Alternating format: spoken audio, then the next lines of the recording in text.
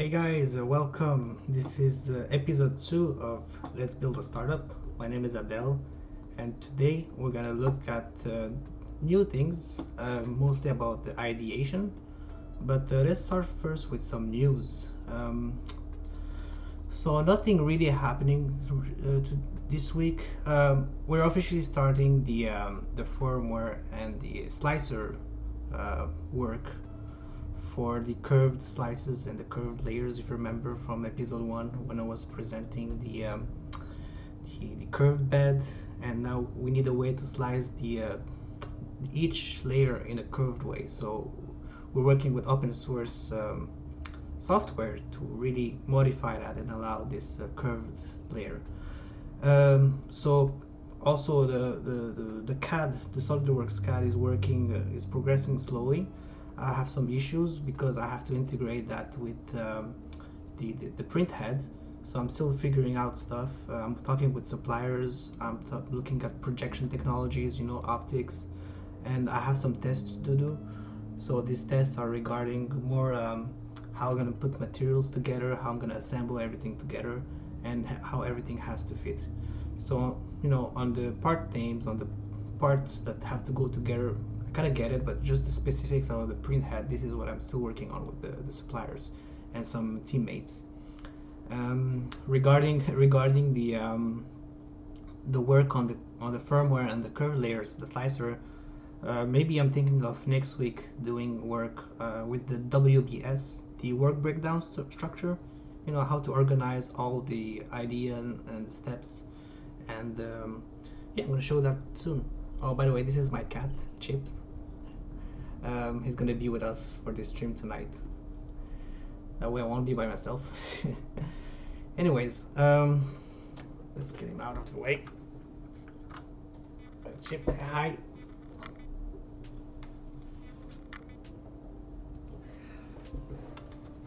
All right, so regarding the update, that's it. Let's dive right in. I don't have anything else regarding the startup really. Today is more about talking about creativity and brainstorming and all of that. So let's get right in. As usual, I prepared a small presentation. All right. So I don't think it's going to be long. I didn't have the time to prepare a lot of it, but I think it's really interesting in terms of why I'm saying brainstorm is dead. I've been told multiple times, and I actually believe it, that the traditional way of doing brainstorm is not really the most efficient way of doing it, but you'll see why in the following slides. So here I'm taking back the innovation process slide I showed you last time. With the idea generation, all the steps required, all the loops. If you remember, we were starting from the start, and then when we get ideas, we just screen them, we test them, we check if they're going to be useful, we make the product for that. We iterate all of those just to get the thing started. So today we're really looking specifically at how to generate ideas. Well, not how, but why really, and what's the process like really. So about a word about creativity. Most people think that creativity is a sudden thing. It just comes out of nowhere. Kind of like the idea, the innovation thing, like we talked last time. So it's not like really just innovation or creativity.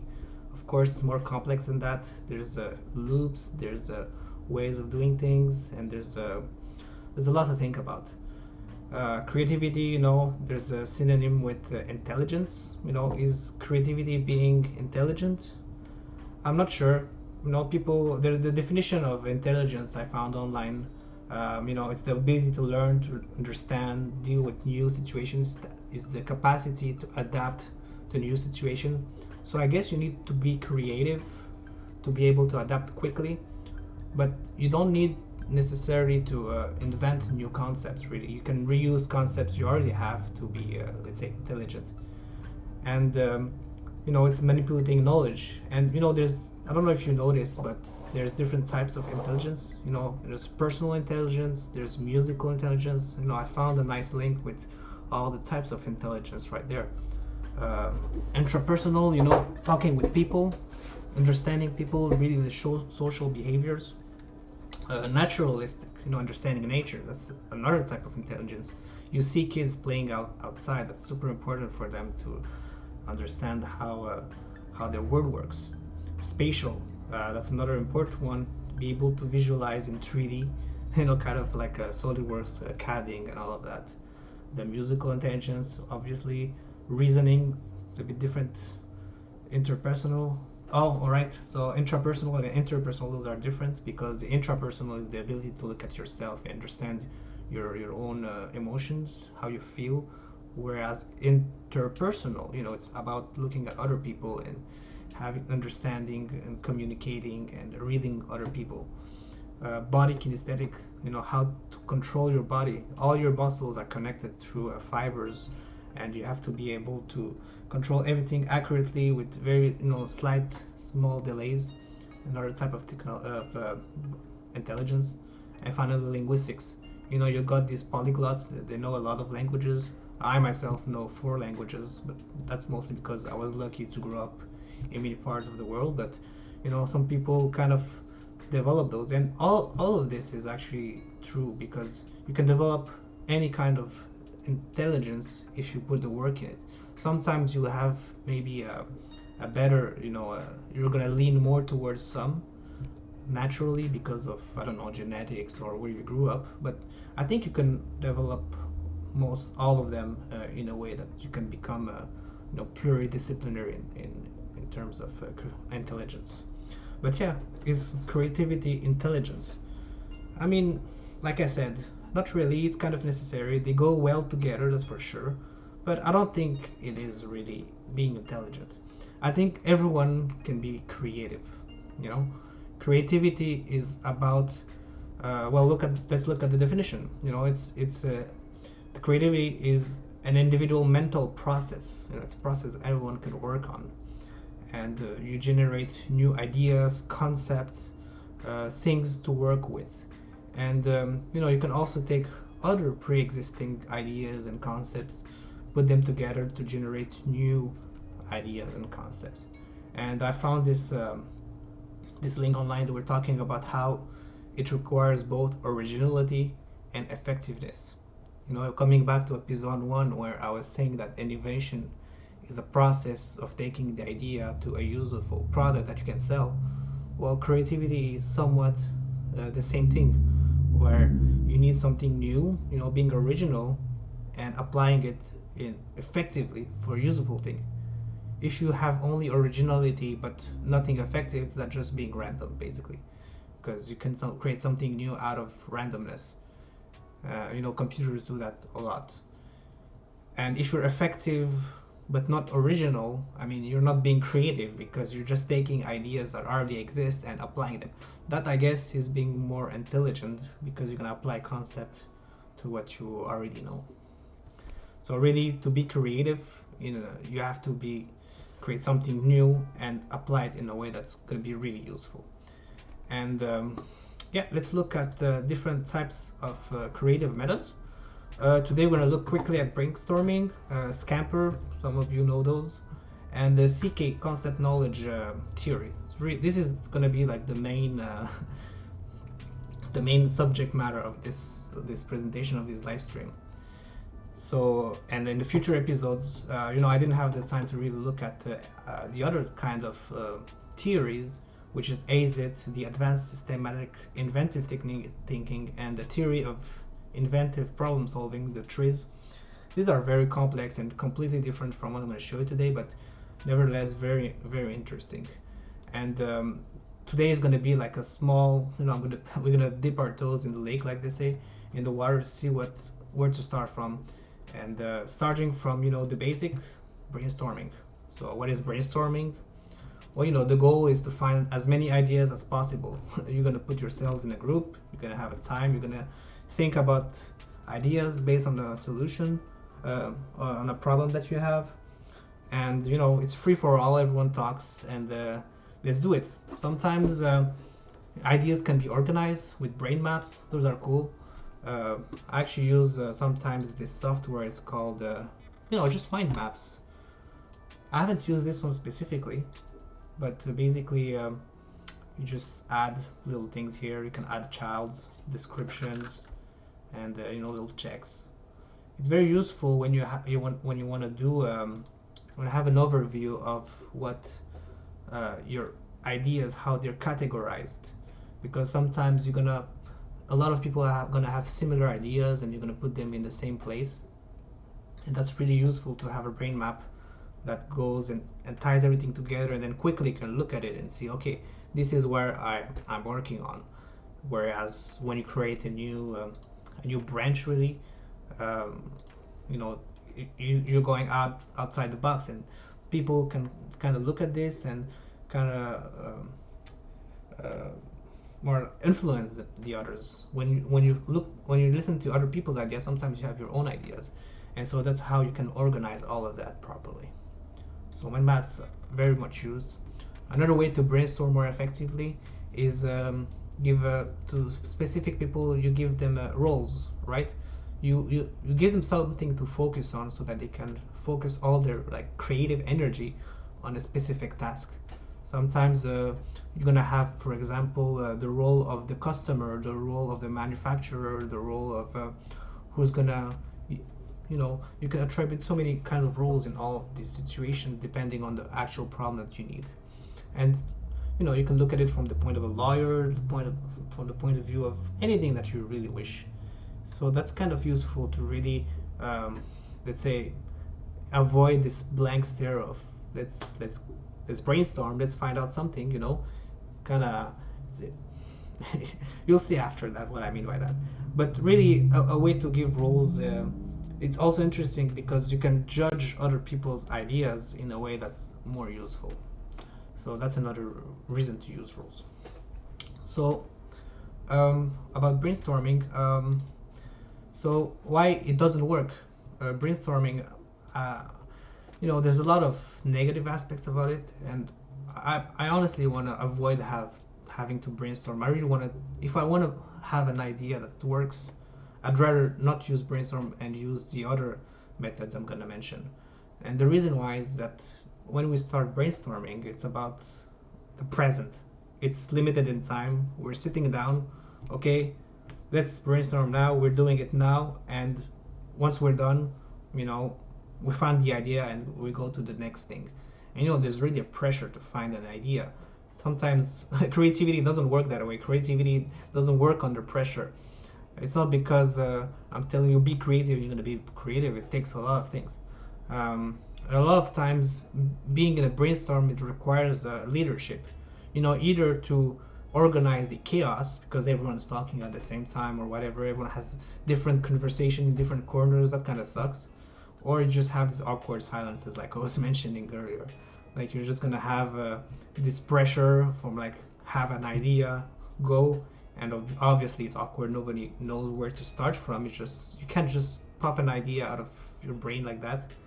So that's why you're gonna result in awkward silences, and the longer the silence stays, the more awkward it becomes, and there's like this social pressure, like kind of feedback going on, until this one person just comes up and mentions the first thing. Might be a stupid idea, but it works. It's like moving things around. And the next point I want to bring up is the hierarchy pressure. When you're at work, for example, and you're brainstorming, and you're in a situation where your boss is watching you, your colleagues are watching you, it's kind of difficult to, especially if you have a good idea, to like stick up and talk about your idea, because immediately everyone's gonna judge your idea. Your boss, your colleagues, your friends. As soon as you mention something, it's gonna get judged. So, and sometimes you're gonna be too shy to talk about it. So maybe that's a good idea, but it won't go out just because of this social pressure of your boss, and you don't want to come up with something that might be too expensive. You have to get the idea first in your head, and then you have to like analyze it and like filter it. Like, no, it's too much trouble just to brainstorm. Even if they tell you like, oh no, everyone's free, everyone can talk. Obviously that's not the case. Like, there is pressure. And another point I want to bring up is sometimes too many ideas is not enough ideas. There's no real ways to see if an idea is correct or not.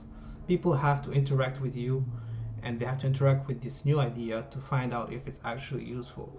You're gonna have a billion ideas. They're gonna be organized. Maybe you're gonna have a way to make see them in a nice way with the brain map I showed you earlier, with the users. But maybe it's not the right idea. How do you know until you've tested it really? Uh, you have to go deeper than that. There's no real way to screen them other than to discuss about them and determine feasibility.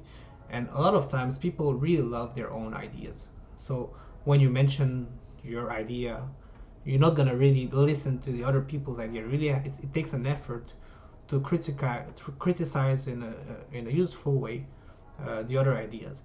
So this is going on also, and this is why brainstorming feels like an individual effort. It's not a teamwork really. It's just ideas there, here, it's jumping from here and there. It can easily go wrong.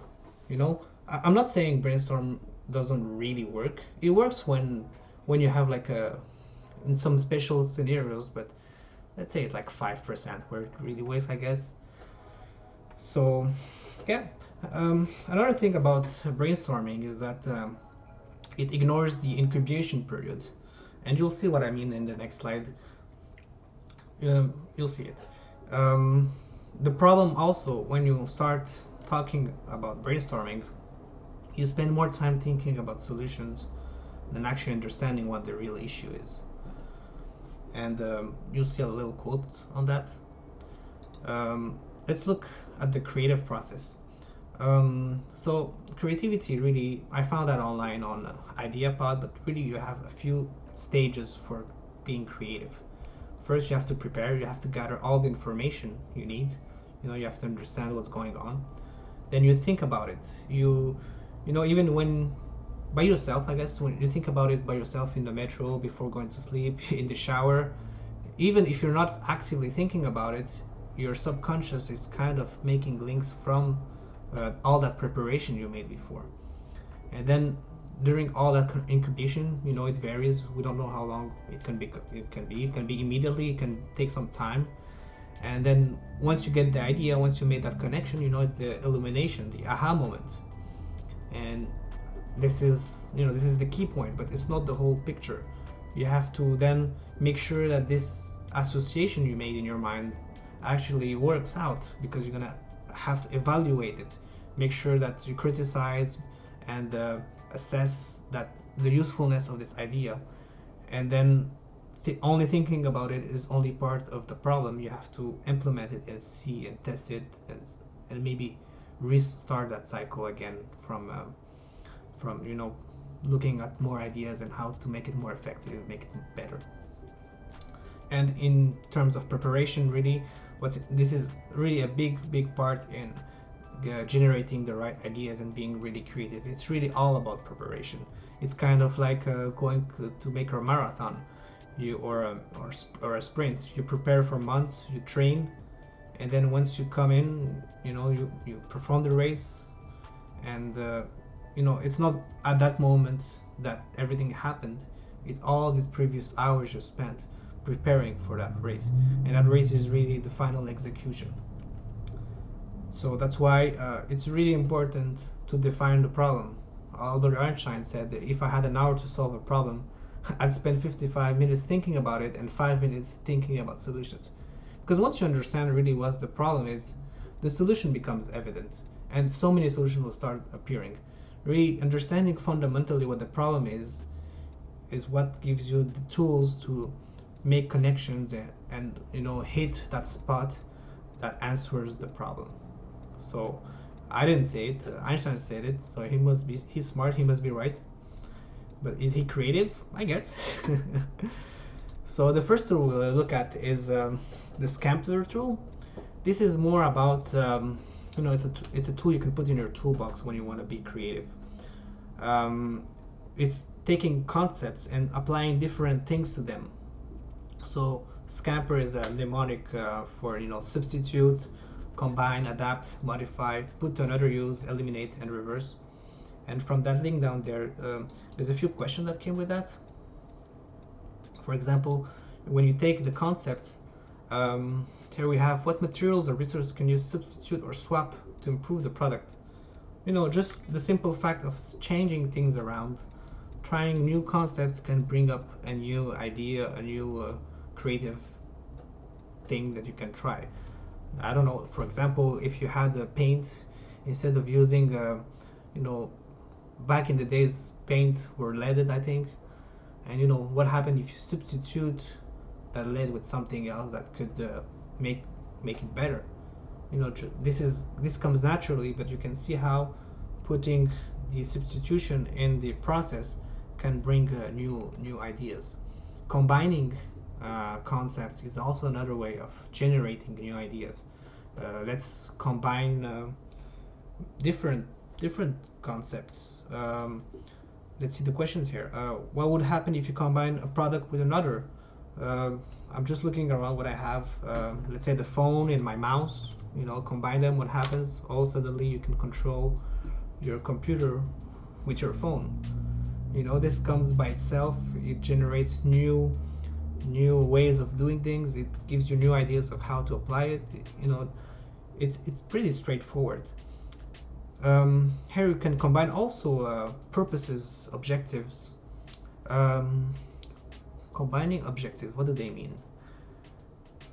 Yeah, if you want to be more efficient, for example, in some ways with other people, you can combine both objectives to save money, for example, for a trip. That would be an example I can think of like that. And there's other questions. You can visit the website if you want to read more into how you can answer those questions to combine different concepts and get more into that. Adaptability. You can adapt different things. It's similar to combine, but the way adaptability works is you're combining, but then you have to change it a bit to make it work. Sometimes things are not compatible, so there's some adaptability to make it work, like I'm saying.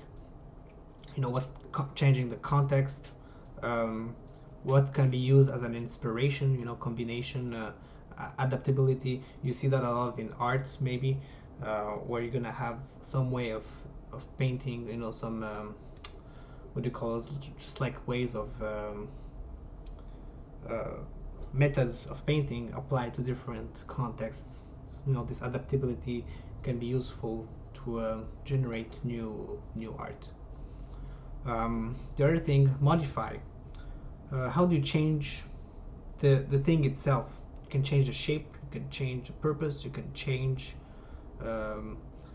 changing it by itself can bring new, innovative or creative ways of thinking about this concept. Put to another use. That's pretty straightforward. You take something, you use it for something else. Sometimes it might not make sense because not everything is possible, let's say, but at the same time everything is possible, so you have to try those things to see what's out there. And it's really by trying that you're going to get new creative ideas to try out that could be potentially useful. Another thing is eliminate. Sometimes things are way too complex, and just eliminating part of it can change the whole purpose of your object or your process. How could you streamline, for example, a process where it's maybe you're doing things too much, maybe you're repeating, eliminate. You're more efficient.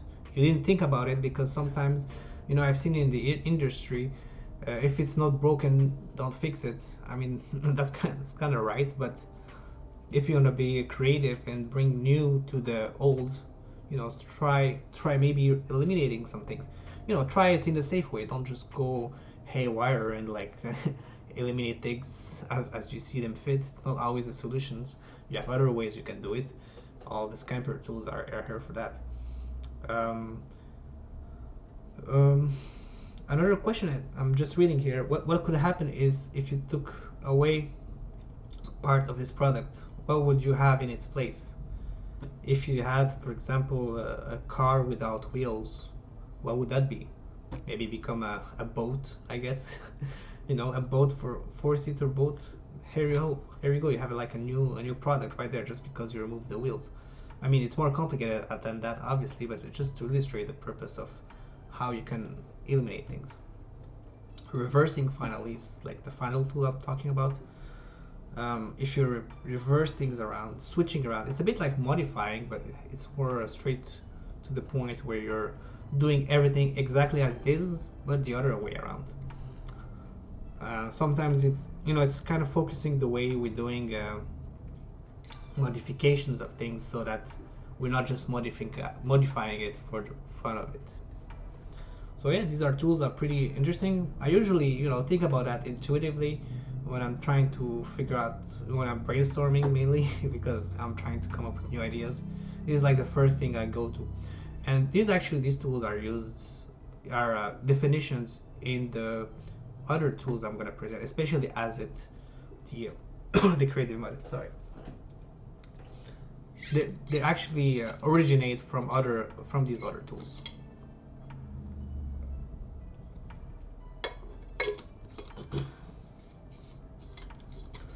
And you'll see that maybe in the future episodes. So let's get to CK theory. So what is CK? So C means concept and K means knowledge. So the basic principle is that you're separating your world of your point of view into two different spaces. So you have the concept space. It's just conceptualizing whatever aspects of your world you're seeing. And then you have the knowledge space, which is what you already know about your world. Sometimes it's gonna be physics, science. This is like where it comes from. It has a logical status.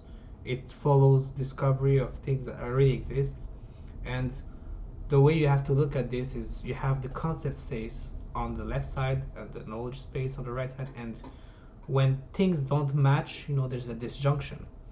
And as soon as a certain concept comes in contact with a certain knowledge, well, you have conjunction.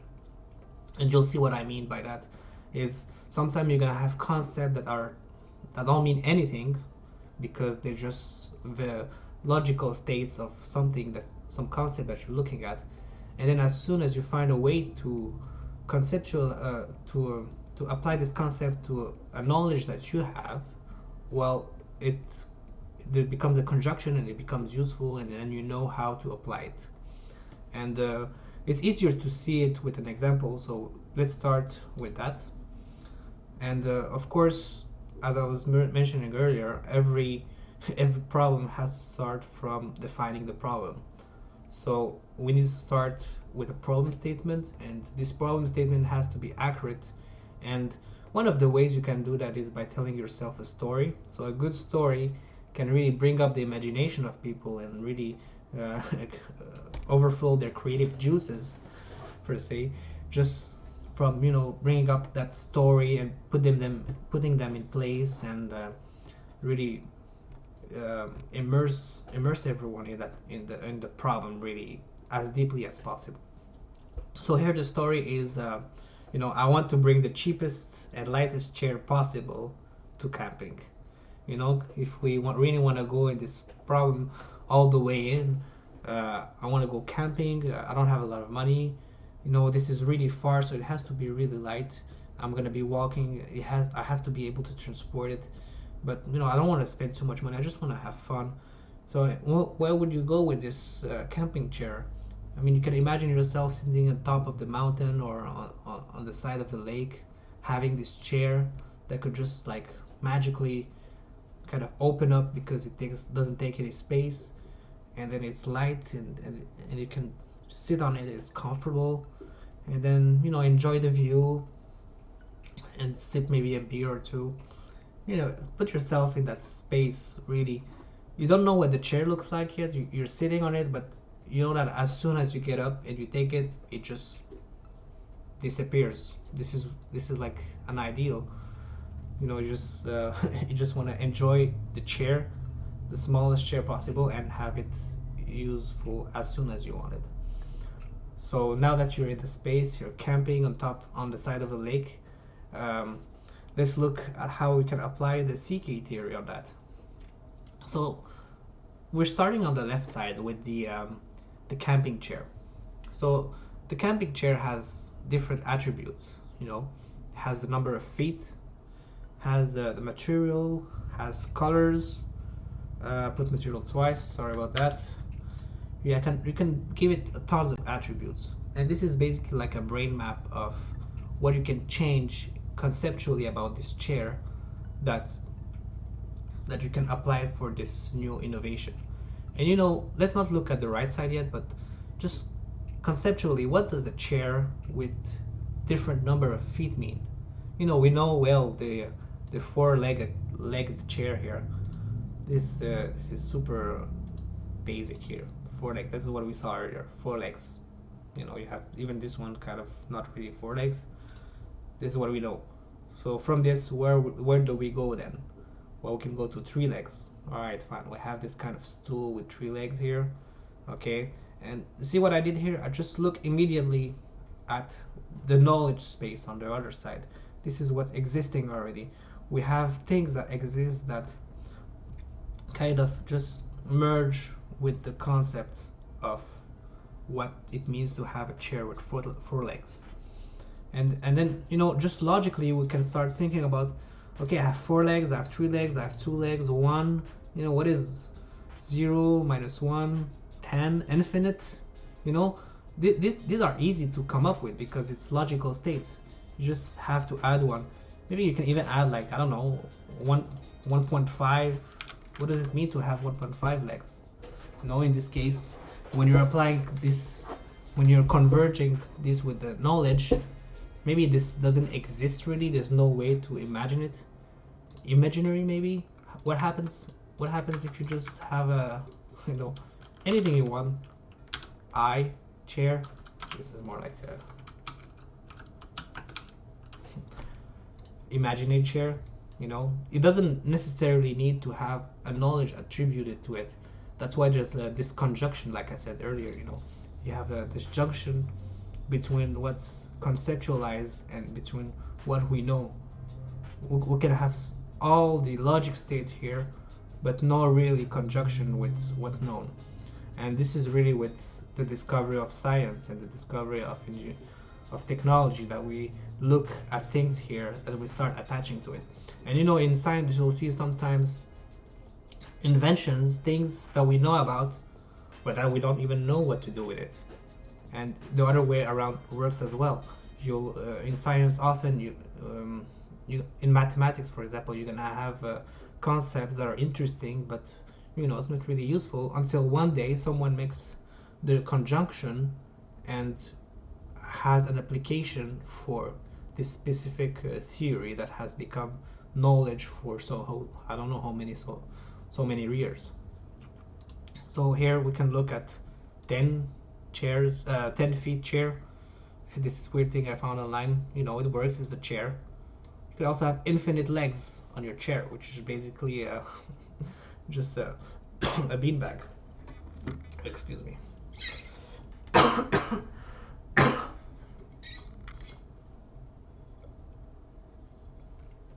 And the lady on the right, you're not seeing here, but she has a 0 chair. Or is it the wall? Is it, how many legs does the wall have if it's used as a chair? It's funny questions like that you can bring up. And this is only working on one attribute of the camping chair. And there's so many more attributes you can come up. You can do that for all your different attributes.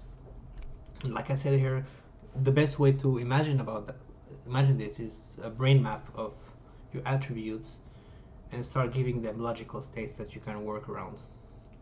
Just by going through this process, you start thinking more about how to play with the concepts, and then you're not really thinking about the solution immediately. You're thinking about what the tools you're going to need to to generate that new idea. And what it means to have -1, yeah. When I wrote that, I was trying to think about -1 leg. Basically, it's a place where you go and then you owe them a leg.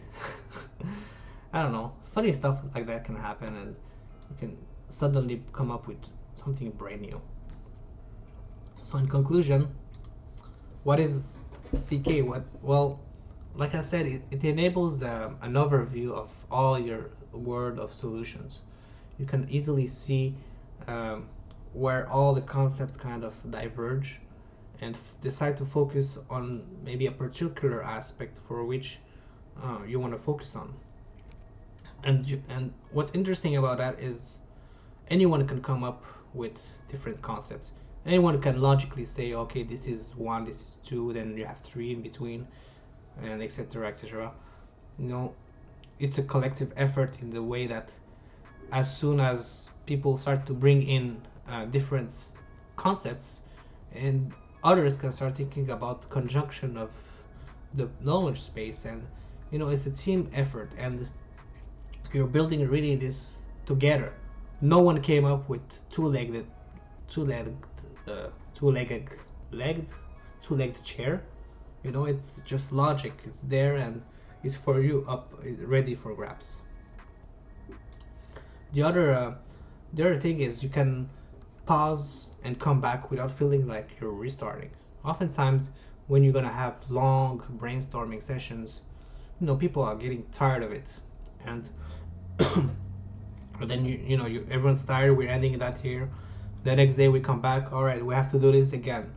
Feels like restarting again. Oh, maybe we have a few ideas here and there, but maybe they're not useful, obviously, because we had to come back on the second time.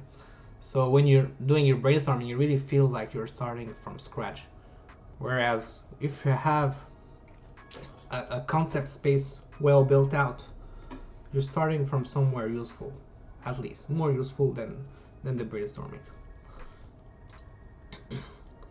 And like I said earlier, this kind of way of thinking about creativity enables crazier ideas that use even stranger concepts. Like I mentioned earlier, eye legs on a chair. What does that even mean? Maybe it means something for someone, I have to think about it, but -1 leg, especially infinite one, this is a bit more closer to reality, but an infinite amount of legs on a chair, it's a beanbag. It doesn't have any chair, or is it 0? It's crazier stuff that's gotta pop up and able to bring to the table. And of course, this doesn't really work like magic. It requires some work. You have to build this space. This is your space. It's safe. Everyone has contributed to it, and anyone can jump in and out and bring on their own ideas, bring on their own knowledge. Let's say you're working on a space for different sessions, and then a new guy comes in and he says, he looks at the infinite legs, and then he knows immediately what it is. He just got, helps you so much just because he brought his own knowledge. And yeah, that's about it. That's about CK. I hope that was interesting. In the future, I would really like to talk about the other two methods. They are more advanced. Basically, the CK theory is part of ASIT. It just gets more directly to the point. Also, the point of ASIT is also make use of what you have. So it's taking all the concepts of what you have, and reusing it in a creative way. It has important rules, and some of the rules are actually, this is where the scamper tool comes from, because these rules are more well defined in the ASIT systematic way of thinking. So I'm going to show you that later. It takes some work to organize something that can be easily explained, but I'll come to it eventually. And the other one, which is very complex. It's called the TRIZ. It's invented by a Russian guy back in the 80s. It's called the theory of inventive problem solving, and it's TRIZ because it's in Russian. It's in Russian. It's more complex, but it's complete, and it focuses really on the problem statement. It's like Einstein said, really focusing on what is the actual issue, thinking about why and how, understanding the issues, defining it in proper way, and go in depth about what it actually is that we're trying to solve. It has many rules, many tools. It's not very known, but what I've heard is that a lot of big companies are using it because it's so effective. And yeah, so I'm gonna talk about that not anytime soon, because I have to get a lot of I have to juggle with concept and make it easily presentable and make examples. More. I'd like to make it better than what I did today. I didn't have the time to finish really what I wanted about C-key theory, but I hope you're understanding the concept. Unfortunately, I wish I could take requests in, but since there's nobody watching, try to have fun with this CK theory template. Maybe I can do this for myself. Part of this live stream episode is using things I've learned from the knowledge innovation management and apply it directly to my startup. So I actually didn't think about any problems I would like to solve publicly yet. Yeah, give me a moment. I'll think about it.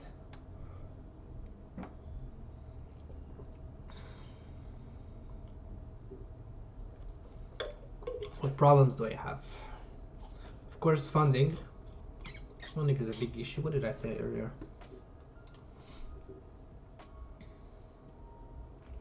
Right, the printhead. Yeah, I don't want to get into that publicly. Sorry about that.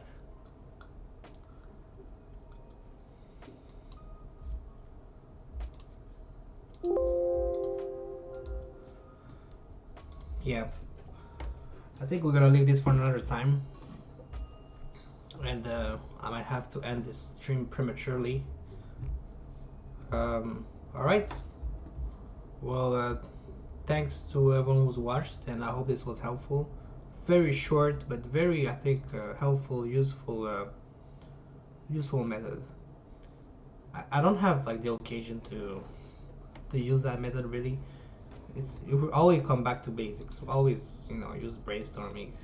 It's like the go-to thing that everyone knows, but you can be more creative. Everyone can find solutions, and everyone can be smart, because we all bring up our own knowledge, all our experiences. They're all valuables. So I wish I'd spend more time using CK in my spare time at work, at school. You have some setup to do. So that's why I made the little templates here on PowerPoint. I was hoping maybe tonight I could use it, but there's nobody. So that's about it. I'll end the stream now. Thank you very much for watching.